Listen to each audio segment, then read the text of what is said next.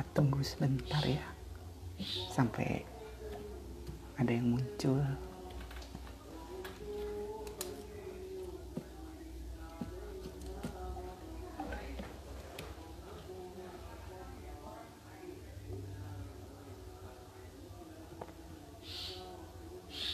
Halo, terima kasih sudah bergabung. Jadi saya mulai aja ya. Halo teman-teman, selamat malam, selamat bergabung kembali di 100% Stay at Home. Kali ini bersama saya Ari sebagai moderator kali ini. Di 100% Stay at Home malam ini kita akan ngobrol dengan tema Rhythm of the Soul. Dengan narasumber malam ini seorang theater director dan board member dari Jakarta Performing Arts Community, yaitu Kak Vonita Amran atau Kak Ipong. 21 Juni besok kita peringati sebagai Hari Musik Sedunia. Malam ini kita akan ngobrol tentang salah satu performing arts yang berhubungan dengan musik, yaitu musical theater. Sini kita akan ngobrol tentang bagaimana proses kreatif untuk menampilkan sebuah teater musikal hingga bagaimana performing arts bisa membawa perubahan dalam masyarakat. 100% Stay at Home kali ini juga akan bagi-bagi giveaway bagi penanya beruntung. Jadi kalian bisa bertanya tentang JPAC maupun tentang teater musikal. Nah, sekarang saya akan invite Kak Ipong terlebih dahulu ya.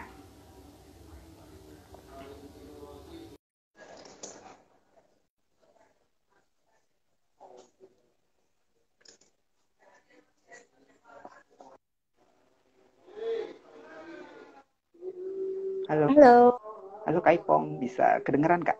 Jelas. kedengeran? Kedengeran? Aku kedengeran nggak? Jelas Kak, jelas. Oke. Halo Kak.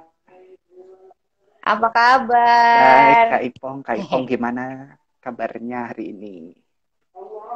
Baik, Iya, alhamdulillah. iya. Lagi sibuk banget kayaknya ya akhir-akhir ini.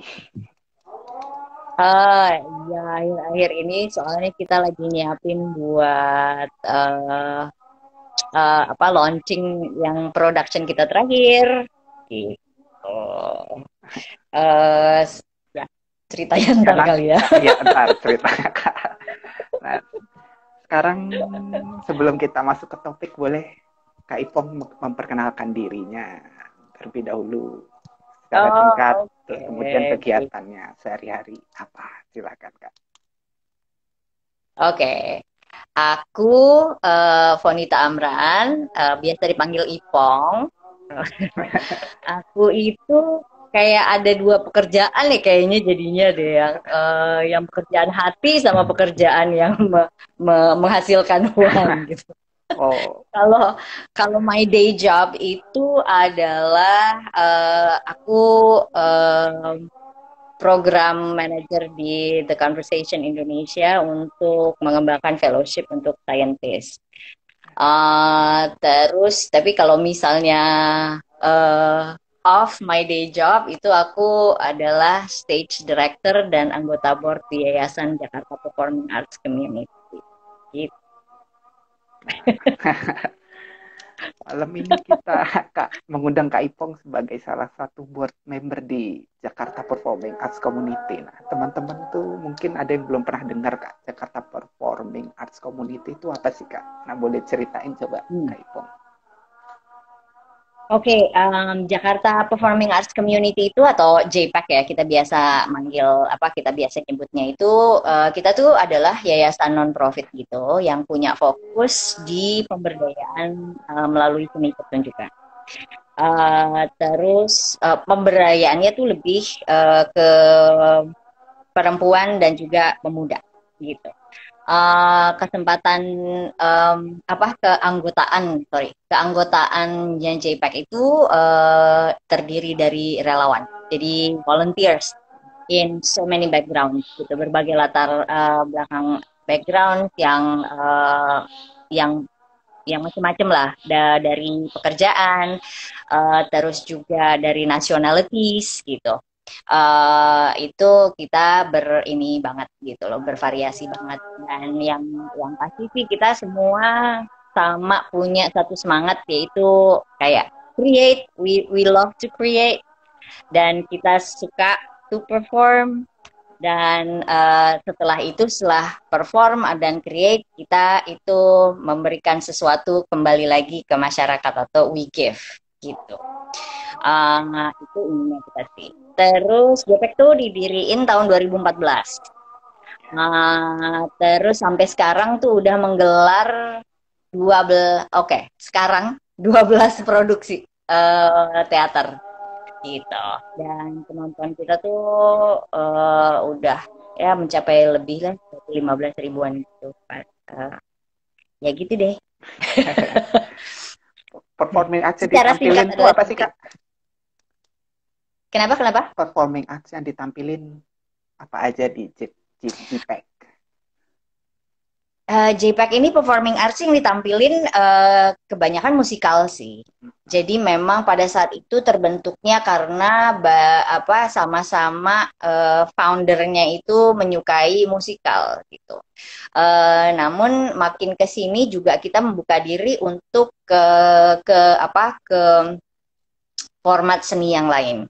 Jadi waktu itu JPEG juga pernah melakukan teater drama yang bukan musikal, itu kebetulan aku yang direct.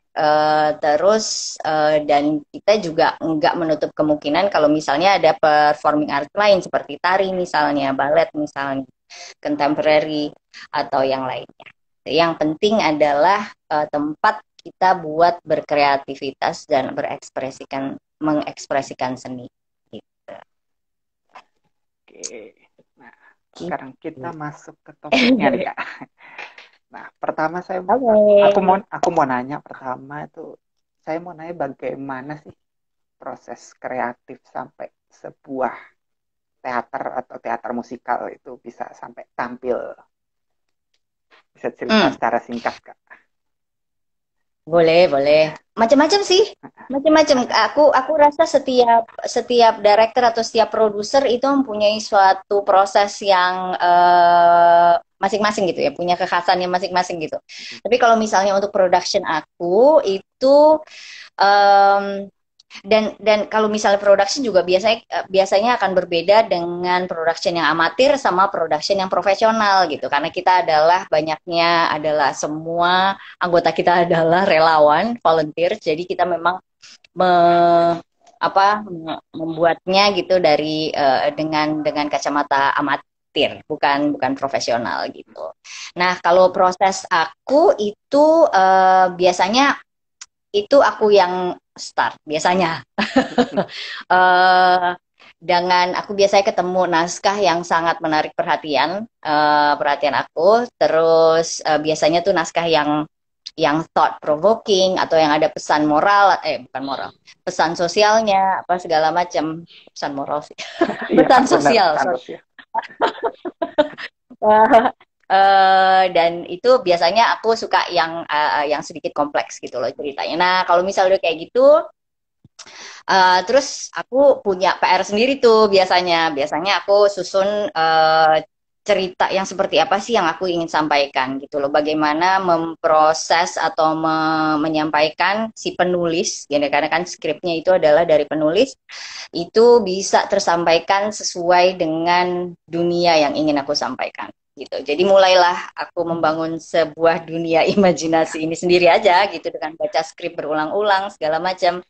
Terus abis itu kalau udah dapet banget gitu ya, terus aku mulai ngajak kolaborator aku. Biasanya kreatif kolaborator kayak misalnya scenic design atau lighting, musik, koreografer gitu kan. Itu mulai diajak ngobrol gitu. Gimana caranya kita membentuk dunia ini dan mempresentnya itu ke penonton dengan pesan yang akhirnya yang kita ingin sampaikan tercapai gitu. Terus kalau proses kreatif sih gitu sih, dan nanti dari mereka akan, nah ini proses yang paling aku suka sih. Kalau dari proses ini adalah fase yang paling my favorite. Karena di sini adalah kolaborasi all the great Iya. great minds, so great talents, great creative minds itu ngobrol bareng terus ngeluarin ide-idenya, and itu menyenangkan banget prosesnya kalau menurut aku. Terus kalau misalnya udah ketemu nih gitu, biasanya akan ketahuan tuh mulai, oh iya kalau misalnya kayak gini berarti kayaknya budgetnya segini gitu. Iya. Eh, ya, baru ketahuan Kayak budgetnya gitu kan. Dari budget itu baru kita, aku biasanya ngajak produser, mulai cari produser untuk kayak, ya ini untuk bisa mewujudkannya secara finansial gitu. Itu sih oke. biasanya. Habis itu baru rehearsal, habis itu Oke. audisi, habis itu cari kru, audisi, terus rehearsal, terus pertunjukan deh. Oke, Kak Ipong, terus Gitu. kita masuk ke Mm-mm. gimana sih Kak? Gimana penerimaan masyarakat Indonesia so far terhadap teater atau musikal teater ini Kak? Udah makin bagus sih sekarang. Terutama kalau musikal teater sih ya, karena musikal teater mungkin karena memang dekat gitu ya ceritanya juga, eh, em, dekat sama masyarakat gitu ya, terus maksudnya juga happy gitu loh ceritanya, banyak banyak nyanyinya gitu kan, jadi itu, penerimaan di masyarakat sekarang terutama gitu ya, it's getting better, it's getting better. Uh, jadi dan aku sih berharap kedepannya akan lebih ini lagi gitu loh, akan lebih familiar lagi gitu loh. Nggak cuma musikal aja, tapi bentuk teater, pas segala macam. Jadi kayak anak-anak muda sekarang juga bisa lebih appreciate. Kalau dulu kan teater agak-agak dianggap sebagai eksklusif gitu kan ya. Mm-mm. Nah, semoga sekarang bisa lebih. Tapi sekarang udah mulai banyak banget kok ininya, appreciation-nya terhadap pertunjukan teater.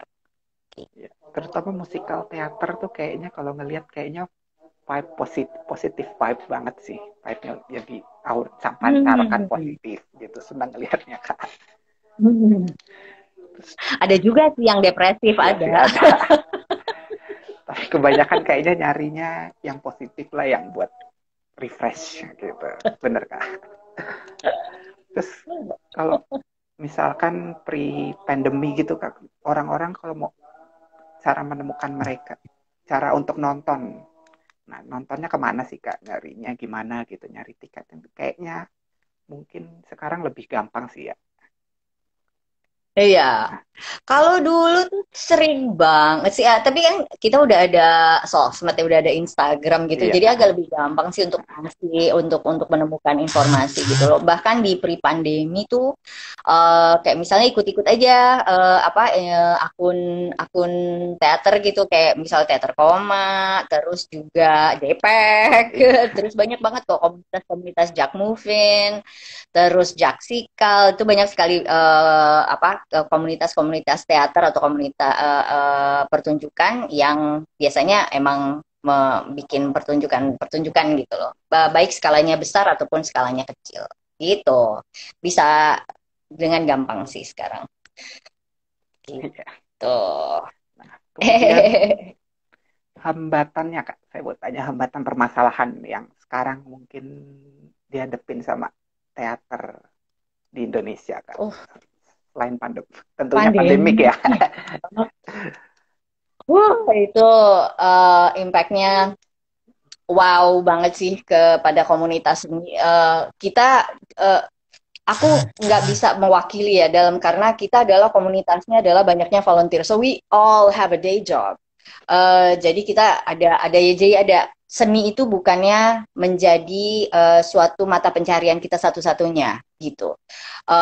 Namun itu aja kita udah merasakan betapa, betapa, impact-nya kepada kita semua, bahwa kita untuk melakukan pertunjukan itu sulitnya minta ampun ya, karena memang nggak bisa bertemu. Kalau teater itu kan sebenarnya communal activities gitu ya. Jadi emang harus bertemu gitu kan, mau nggak mau gitu. Nah, itu juga sulit, dan juga dengan banyaknya tempat pertunjukan yang nggak bisa dibuka, sekarang tutup segala macam kan, juga itu orang banyak kehilangan mata pencarian di situ. Jadi memang terdampak lumayan parah sih gitu. Uh, itu menjadi salah satu tantangannya. Itu masalahnya. Nah, ini ada pertanyaan dari Kak Rizal Iwan. Hai Kak. Kak Riza, apa kabar? Kak Ipong backgroundnya apa sih Kak? Dan apa yang bikin Kak Ipong jatuh cinta sama performing arts? Wadaw, backgroundku adalah kalau sekolah aku ilmunya ilmu politik.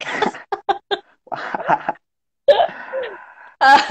jauh. Aku itu adalah lulus dengan sarjana ilmu politik loh. Wah, Jauh dari seni jauh. Jauh pertunjukan, banget cuman Kak. aku jauh banget.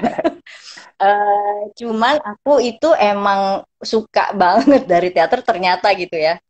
Itu dari kecil banget. Aku tuh dari SD ya. Aku dengan tidak nyangka pernah bikin suatu pertunjukan bersama teman-teman. Aku yang nulis, aku yang direct, Oh, aku yang acting juga di situ gitu loh. Anak-anak SD gitu kita kumpulin. Terus udah dari dulu kayak gitu. Jadi karena suka ngayal kali ya anaknya ya. Aku orangnya suka banget ngayal. Dari kalau teater itu sebenarnya dari hobi yang gak bisa hilang dari kepala. Jadi mau gue ngapain aja itu pasti ya. akhirnya gue ngerjain teater gitu. Udah passionnya udah dari sananya kayaknya Kak. Kayaknya Ada tanggapan dari Kak nggak. Ihsan Majid, katanya musikal teater bagus jadi alternatif selain nonton bioskop, tapi itu pre-pandemic. Yes, betul. Pas pandemi juga sekarang ada. Iya, nanti Kak. Nanti Ya, ya kita buka rahasianya nanti. ya, Oke, baik baik. mau ngingetin lagi buat teman-teman bisa bertanya pada Kak Ipong tentang JPEG atau tentang performing arts musikal teater. Nanti ada giveaway dari 100% manusia. Nah, Yay. kemudian kan Kak, kalau musikal teater so far yang ditampilkan kebanyakan itu adaptasi ya kayak di sini. Mhm. Nah, JPEG itu Kalau ya silahkan Kak Ipong dulu. Nanti saya. apa pertanyaannya, Ya, sorry. nah, cara dapetin rights-nya itu gimana sih Kak? JPEG dan Kak Ipong sendiri. Oh, oke. Ya, ya, ya. Jadi emang JPAC itu sering apa menampilkannya adalah pertunjukan Broadway sebenarnya. Jadi adaptasi.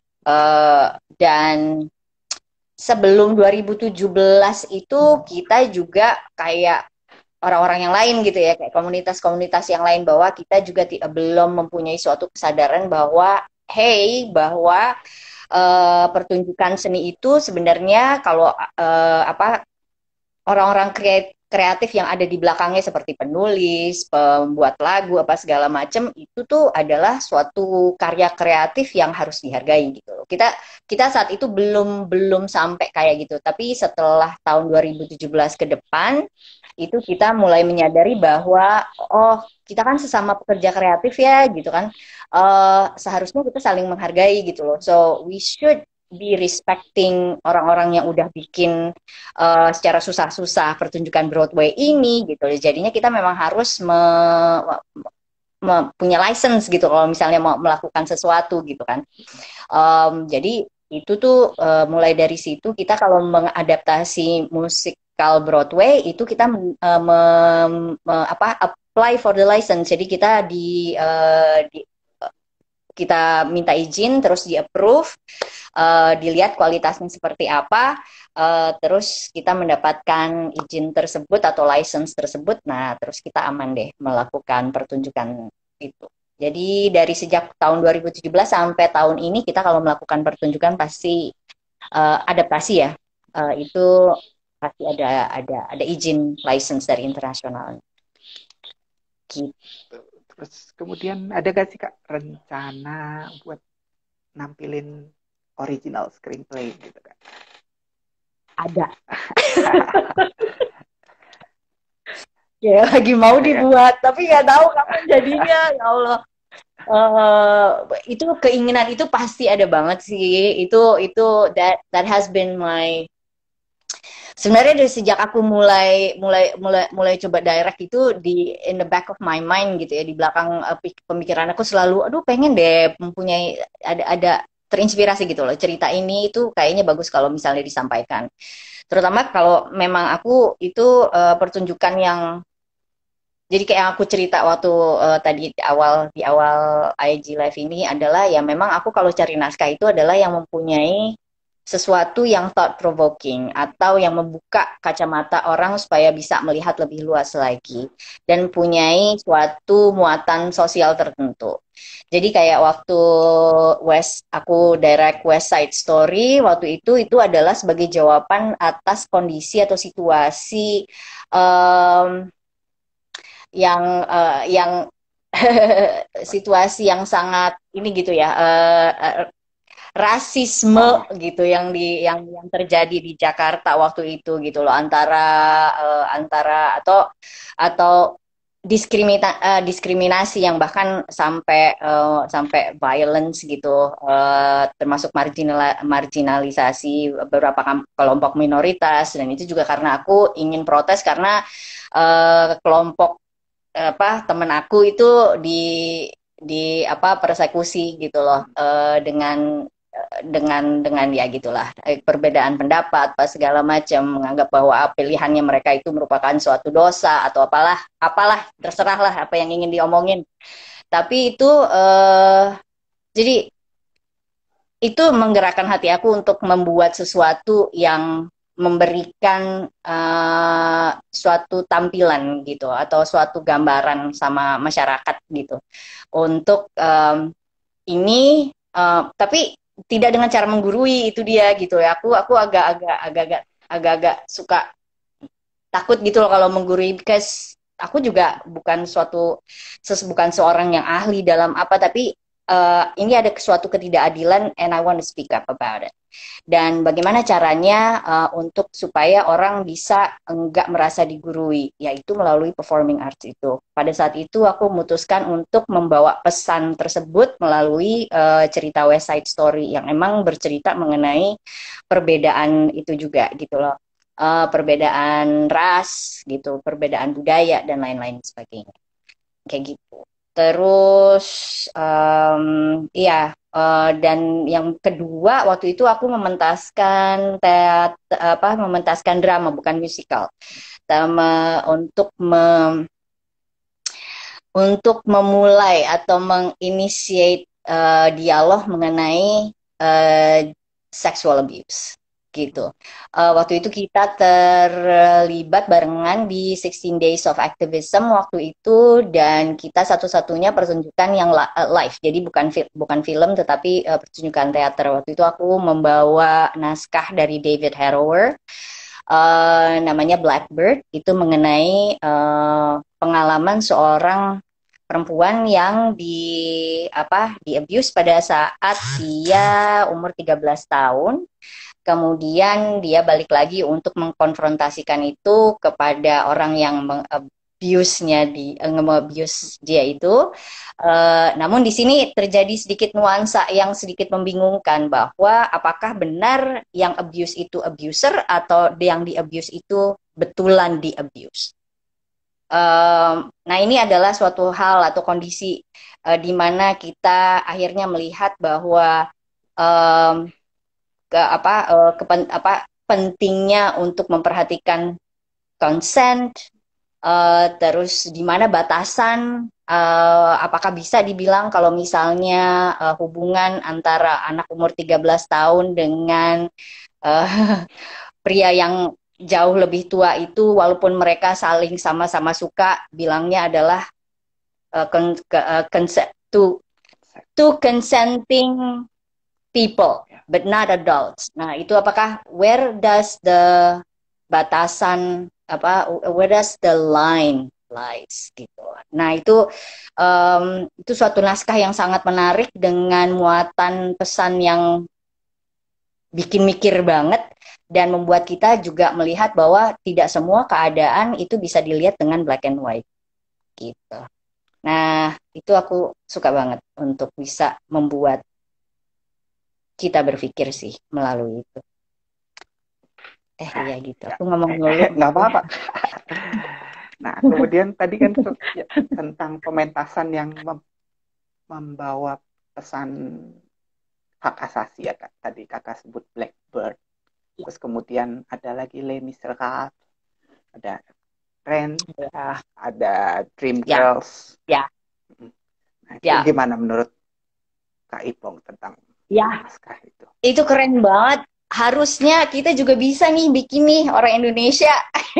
Tinggal nunggu aja nih, ayo talent-talentnya. Eh, itu itu adalah suatu contoh yang tepat banget bahwa suatu pertunjukan musikal yang membawa muatan atau pesan sosial yang bisa membuka pandangan masyarakat gitu, and push the boundaries gitu. Kayak Rent dan Dreamgirls dengan muatan ininya pesan sosial antara kulit hitam dan keadaan black people at that era. Terus kalau Les Miserables tuh aku kurang kurang ngerti ya, kurang tahu Les Miserables. Don't judge me please. Udah lama banget saya juga nggak nonton. Namun ya itu adalah suatu contoh di mana kita bisa yaitu membawa pesan dan mencoba membuat perubahan melalui pertunjukan pertunjukan seni. Apakah itu teater, apakah itu dance, apakah itu suatu seni kontemporeri atau apa, itu bebas sih. Namanya juga berkarya. Nah, sekarang aku mau dari pertanyaan dari kolom komen lagi nih, dari Farhan Fahrezi. Halo Farhan. Hai Farhan. Kak Ipong, apakah punya ketakutan tersendiri mengenai relevansi isu pentas yang ingin dibawakan mengingat perbedaan sosial budaya di Indonesia ini? Ketakutan sih enggak, karena aku orangnya cukup nekat. Cuman aku ada waktu pas mentasin Blackbird sih, itu kita sempat banyak banget berpikir, dari tim produser juga berpikir kalau kita menampilkan ini kita ada kemungkinan kalau akan diprotes. Itu sebenarnya yang kita takut itu ada, kalau aku ya yang sangat mengkhawatirkan itu adalah yaitu dari sisi itunya gitu. Dari sisi bahwa apakah pertunjukan ini akan menyulut suatu sangat kontroversi sehingga kru dan cast yang ada di dalamnya kemudian menjadi ada dalam suatu situasi yang membahayakan. Itu yang bikin aku takut. Tapi kalau misalnya pesan antara perbedaan budaya atau apa segala macam, itu aku kurang, aku hajar boleh aja gitu biasanya. Karena aku menganggap orang-orang yang kalau misalnya emang menyukai pertunjukan seperti ini, usually they ya semoga mereka pikirannya open mind gitu ya, terbuka. Kalaupun enggak, semoga terbuka kemudian pikirannya. Kemudian ada lagi Kak Rain, cuaca SR. Halo Kak Rain. Hey, Rain. Kak Ipong kenapa lebih tertarik jadi sutradara dan bukan jadi aktornya? Aku tuh ya dulu pernah mencoba jadi aktor, cuman kalau misalnya pas aku jadi aktor tuh bawaannya keringet dingin terus. I mean, jadi aktor tuh ini banget, aku sangat respect pekerjaan aktor itu karena aku sendiri pas waktu nyoba itu it's itu pekerjaan yang sangat menelanjangi diri banget gitu loh. Kita kita it puts you in a very vulnerable position, aktor-aktor itu. Jadi kalau aktor-aktor yang berhasil gitu masuk ke dalam karakter, their respect. Um, nah, aku melihat pada saat itu kayaknya aku lebih bisa mengeluarkan um, gimana ya, lebih bisa ngebawa ngebawa mereka membuat fellow actors aku lebih lebih masuk ke dalam karakternya dibanding kalau aku jadi aktornya gitu. Jadinya pada saat itu udah itu aku orangnya juga namanya juga orang seneng ngayal gitu ya. Jadi kadang-kadang tuh kalau misalnya aku ada di dalam suatu production gitu ya, karena suka suka punya khayalan sendiri, kadang aku bilang, oh ini kayaknya lucu banget nih kalau misalnya kayak begini, lebih kalau misalnya kita dunianya dibikin kayak gini. Padahal itu kan bukan production gue gitu kan. Jadi maksud gue, jadi udahlah bikin sendiri gitu daripada daripada ini ya kan gitu. Kalau Iya, misalnya masuk ke dalam production orang, kita ini kan maksudnya mengikuti visinya orang itu iya gitu. betul. And then ya sejak itu ya udah deh, sejak itu aku jadi director gitu Karen. Balik lagi Kak ke JPAC, JPEG Kak, JPAC, JPEG. Ya. JPEG. Nah, JPEG itu sebenarnya kan sudah beberapa kali mentasin teater musikal atau non musikal. Nah, boleh cerita Kak, apa saja sih yang udah ditampilkan JPAC dan mungkin cerita tanggapan penonton atau reaksinya kayak gimana sih waktu itu? Oh apa terhadap pertunjukan kita? Ya, Um, reaksinya tuh surprisingly very very positif. Itu aku yang sangat sangat ini banget gitu ya, maksudnya appreciate banget, terutama sama pendukung JPEG, penonton pentasnya JPEG, dan juga partner ya, community partner nih kayak 100% manusia ini juga kalau kita tuh beruntung banget mendapatkan penonton-penonton yang memang mempunyai suatu appreciation terhadap uh, karya seni pemuda gitu. Jadi kita kita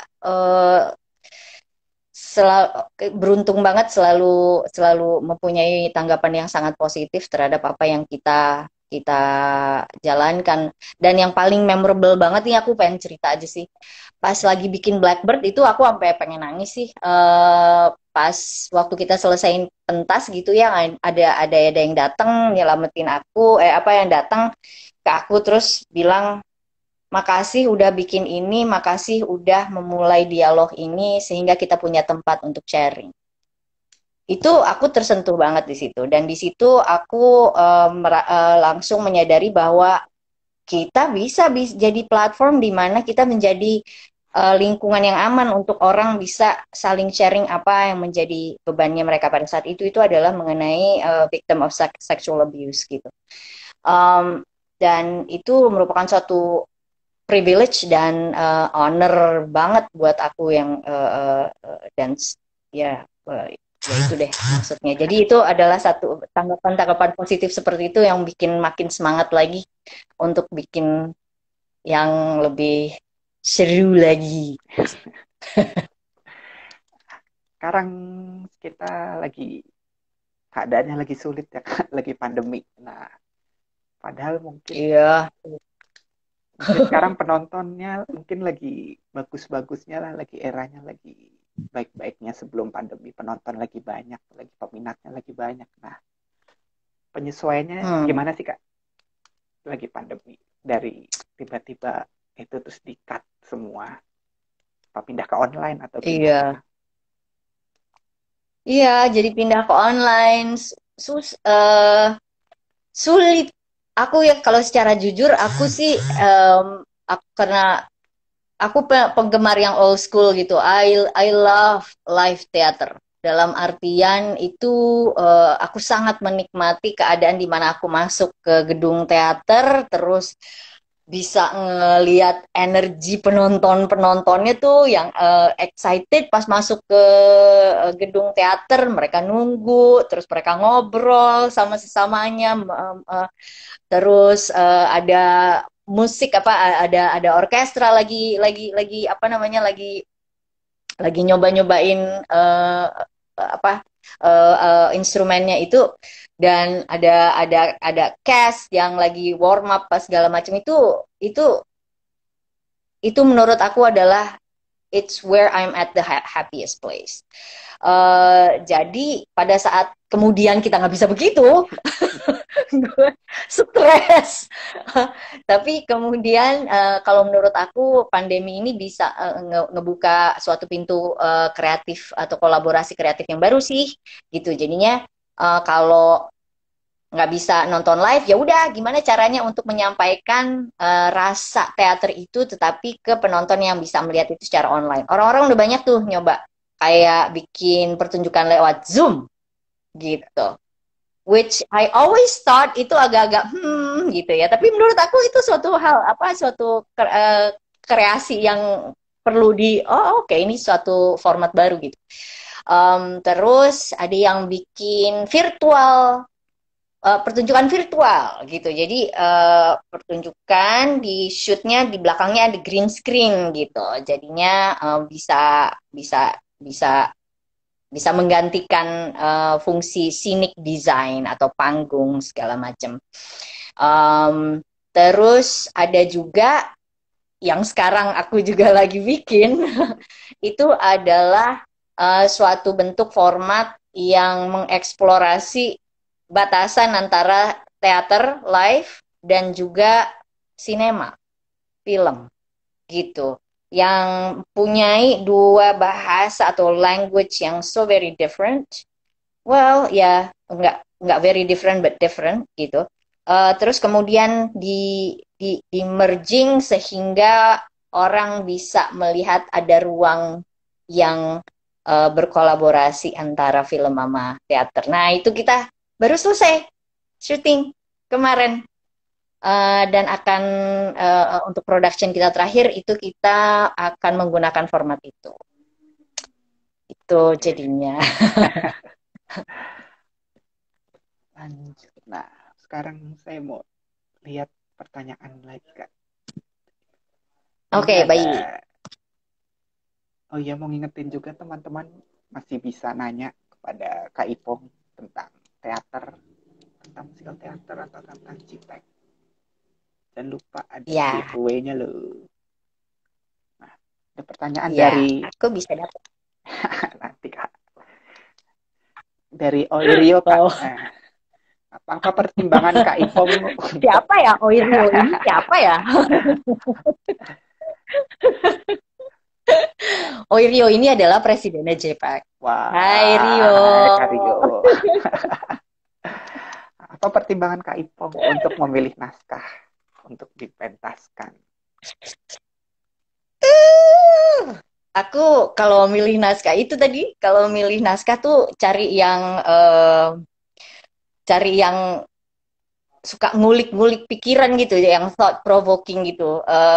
Aku tuh kebetulan anaknya nggak suka yang happy joy gitu kalau milih naskah. Jadi kalau naskahnya yang wah gitu, selalu gembira, itu pasti nggak akan gue pilih. Gue sukanya yang dramatis. Oh. Yang agak-agak gelap gitu. Jadi dan ya itu punya suatu muatan pertimbangan pemikiran yang berbeda, yang bisa bikin orang kalau keluar dari teater terus mereka iya juga ya gitu. Aku seneng banget naskah yang kayak gitu. Jadi aku biasanya kalau memilih naskah yang seperti itu sih, yang ada pesannya, dan ada nuansanya. Jadi nggak yang straightforward, dan aku selalu ada di batasan abu-abu gitu, sehingga bikin orang mikir. Dan cerita yang menarik tentunya gitu ya. eh wah, cerita yang menarik tuh kayak kayak ini banget gitu ya, kayak maksudnya lo general banget sih ngomongnya, tapi ya ya ya gitu sih. Kalau spesifiknya adalah kayak gitu. Gitu Karyo.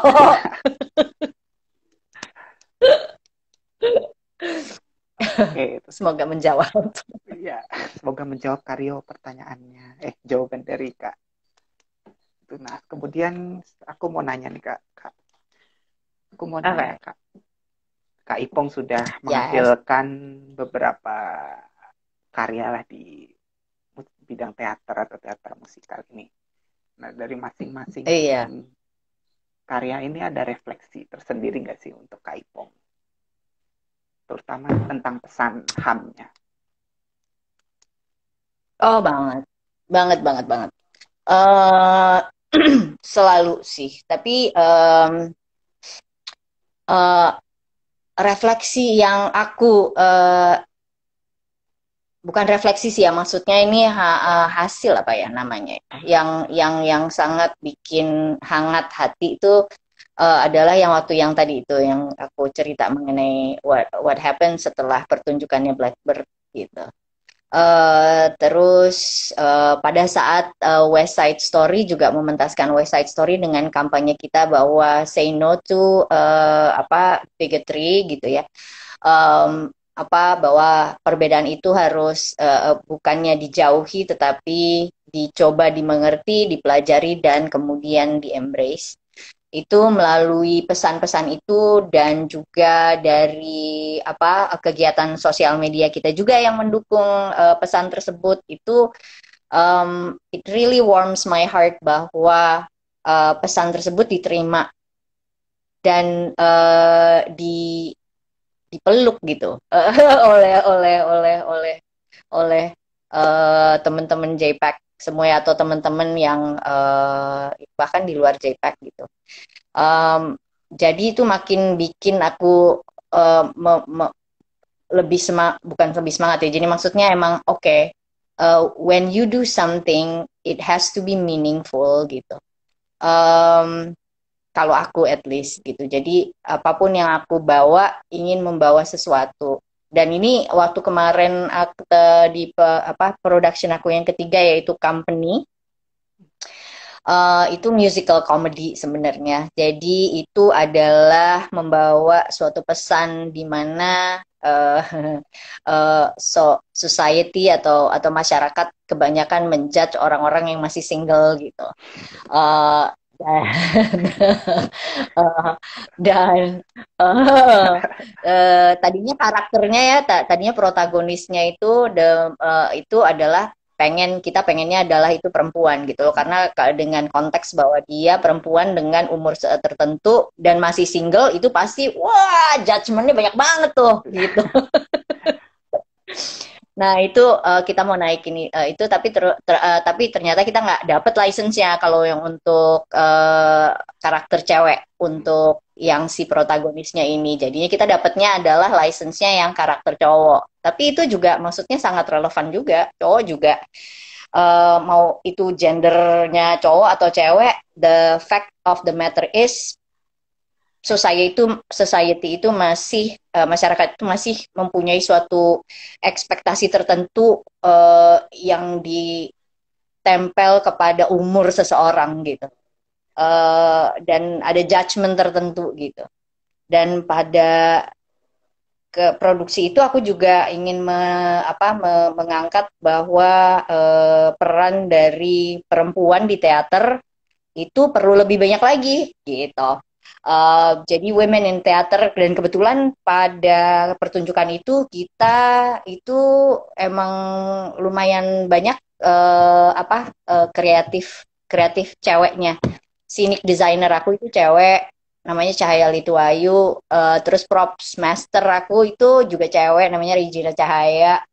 Terus apa namanya ya aku sebagai director waktu itu. Terus ada ya ya gitulah, kita jadi pengen nge-push lagi pesan bahwa uh, you know, if you wanna be creative, walaupun cewek atau it's bukan masalah gender Iya, sebenarnya, but I think women needs to, kalau mau berkarya, hayu gitu. iya. Sekarang sih penting tentang gender ya Kak. Kayaknya semua gender harus pasti bisa berkarya, Ya, apalagi perempuan pasti bisa lah. ya, ya. Jangan sampai membatasi diri karena aku kan perempuan gitu kan ya. Jadi nanti akan begini ya. Iyalah ya, dimanapun pasti akan ada situasi yang akan menghambat gitu. Di setiap kehidupan pasti selalu akan ada situasi yang menghambat. Be it a woman or not gitu. Jadi maksudnya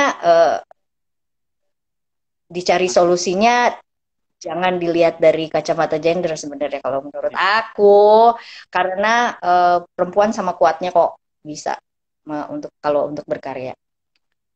Oke, Kak Ipong nih. Ada pertanyaan lagi dari Kak Andi. Hai, Kak Andi. Andi mana? Andi Yahya, Andi F. Yahya. Oh, temen gue semua yang Eh, datang. Kak Ipong Hai Kak Andi. dari produksi yang sudah dan sedang dikerjakan yang mana sih yang paling berkesan? Oh, semuanya berkesan Kak Andi. eh Paling berkesan, aduh nggak tahu ya, semuanya kayaknya mempunyai eh beda-beda gitu kesannya. Kalau West Side Story itu berkesan banget karena itu adalah pertunjukan apa pertama aku yang aku direct, terus melibatkan ada kali 100 volunteer. Itu Oh, pertunjukan paling gede, gila. oh, keren.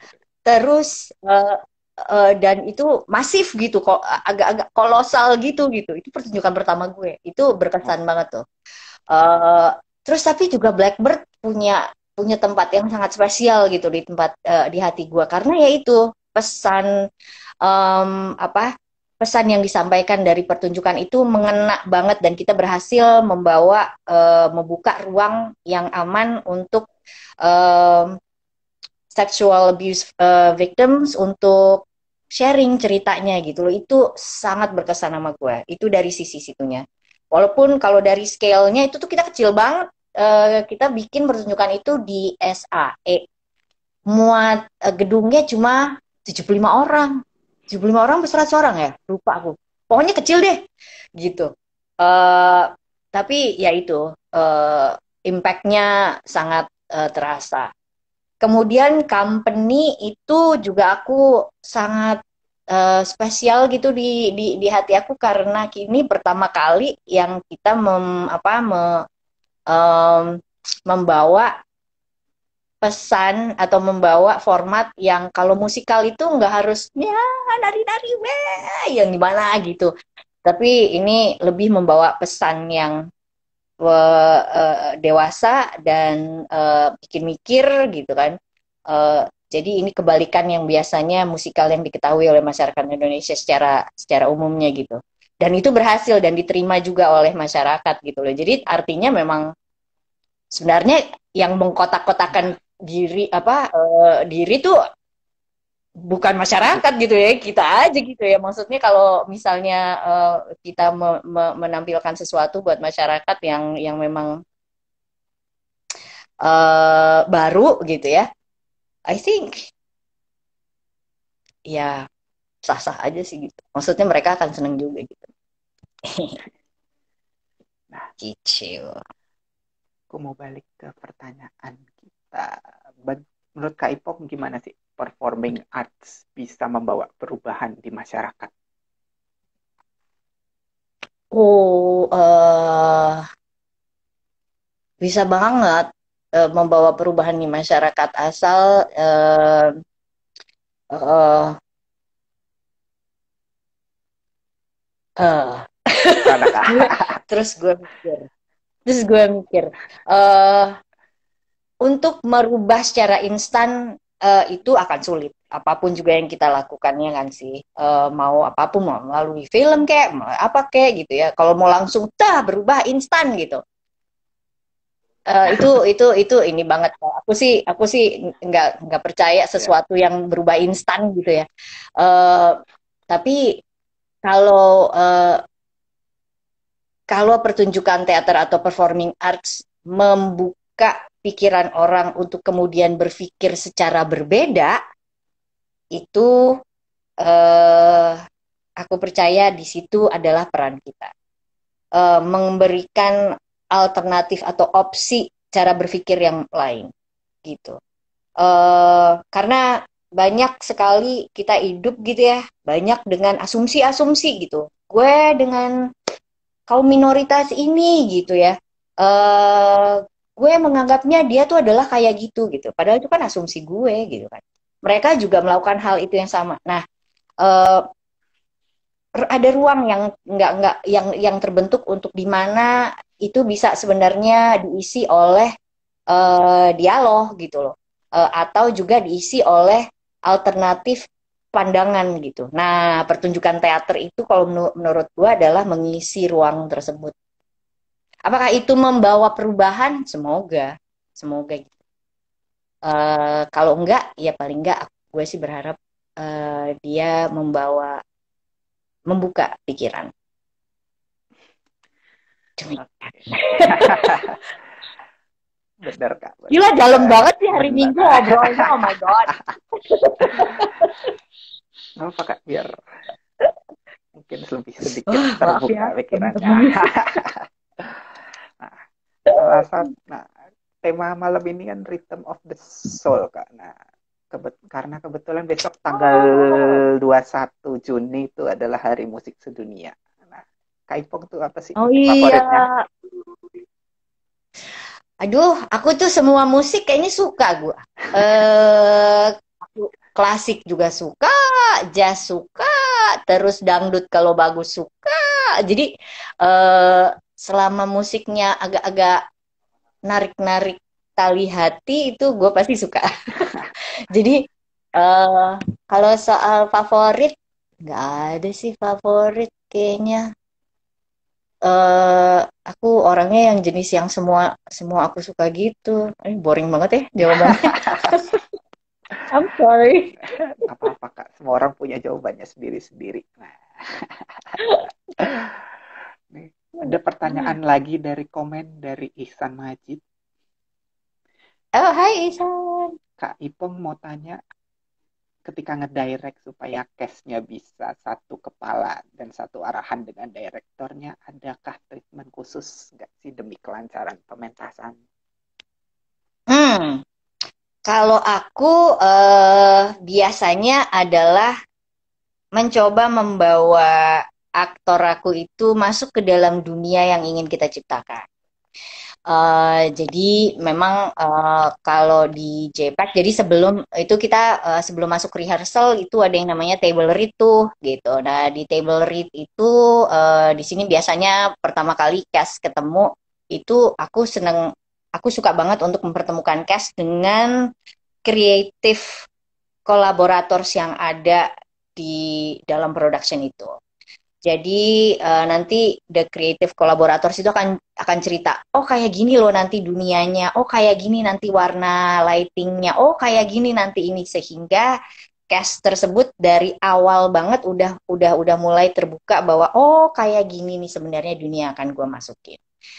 Nah dari situ itu adalah pintu awal tuh kalau menurut aku gitu. Dan berikutnya dari proses rehearsal adalah membangun dunia itu pelan-pelan bersama aktor-aktor aku. Uh, apa uh, what they think about the script, skripnya mereka yang mereka pikirin terhadap karakternya itu bagaimana. Jadi banyak diskusi biasanya gitu. Menurut lo gimana, karakternya kayak gimana, terus banyak diskusi dan mulai dibangun pelan-pelan dunia tersebut. Sehingga pada saat dia mengucapkan lines-nya dia gitu, itu sudah bukan hanya uh, ya udah bukan cuma sekedar saying your lines, but actually mengetahui konteks, intentionnya serta motivation mengapa menyebutkan misalnya saya ingin minum kopi sekarang gitu. Nah, kenapa mau minum kopinya? Kenapa? Apa konteksnya? Apakah ngajak date? Apakah mau ngajak berantem? Apakah mau ngajak apa? Gitu kan? Iya. Nah, di situ membangun dunia pelan-pelan tuh di situ. Kayak gitu sih kalau aku nggak tahu deh. Kalau director yang lain mungkin lebih keren lagi kali. Cuman kalau aku kayak begitu. Semoga menjawab. Kemudian ada pertanyaan dari Kak Semi Simanjuntak. Hai Femi. Sebagai woman director, apakah kesempatannya sama bila dikaitkan dengan gender? Iya, aku memilih untuk melihatnya secara kemampuan. Dan aku menganggap bahwa gender di sini tidak maksudnya tidak menjadikan itu sebagai hambatan. Challenges mungkin ada, tapi aku memilih untuk menganggap bahwa challenges di setiap gender juga ada gitu. Karena kalau aku mulai melihat itu bahwa aku memiliki kesulitan ini atau aku memiliki privilege ini karena aku perempuan, pada saat itu aku mulai mengkotakkan diri aku atau membatasi kemampuan kreatif aku sebenarnya. Di sini aku memilih untuk tidak mempunyai gender dalam berkarya. If I were being labeled, bukan label, if I were one of the female director, theater director di Indonesia, itu merupakan suatu kebanggaan buat aku. Tapi aku tidak mau itu menjadi kotaknya aku. Gitu. Does that answer the question? I hope it does. Ya. Karena kita sampai di pertanyaan terakhirnya kita kesempatan malam ini, Kak Ipong bisa jelaskan upcoming event JPEG. Ada apa aja sih? Oke. Aku semangat banget nih ceritain. Jadi kayak yang aku kasih tahu tadi. Jadi kita itu mencoba membuat suatu bentuk format seni pertunjukan yang memadukan antara seni teater dan juga seni film gitu. Dan mengeksplor ruang batasnya si dua format tersebut. Itu challenging banget pada saat ngerjainnya, tetapi rewarding juga apa-apa yang kita pelajari dari proses tersebut. Dan aku proudly say gitu ya, nanti kita akan mementaskan suatu musical production namanya The Last 5 Years. The Last 5 Years ini menceritakan mengenai kisah dua anak manusia, dua anak manusia yang berada dalam suatu relationship selama 5 tahun gitu. Dalam 5 tahun ini diceritakanlah hubungannya mereka, tantangannya mereka, pilihan-pilihan mereka, dan kesalahan-kesalahan pilihannya mereka gitu ya, misal. Is it kesalahan? I don't know. Tapi pilihan-pilihannya mereka yang diceritakan dengan kronologi yang terbalik. Jadi yang cewek itu menceritakan relationship story-nya dia dari akhir terus mundur ke belakang, ke awal. Sementara kalau yang cowok menceritakannya dari awal kemudian maju ke depan ke akhir. Nah ini non-linear storytelling itu didukung dengan aspek-aspek sinema dalam mempresent a new form of live theater lah gitu untuk para audience secara online gitu. Ini bisa di di streaming di Kiostik dari tanggal 25 Juni sampai tanggal 9 Juli. Please buy the tickets. Teman-teman, jangan lupa beli tiketnya, jangan lupa nonton The Last 5 Years. Iya, menarik loh.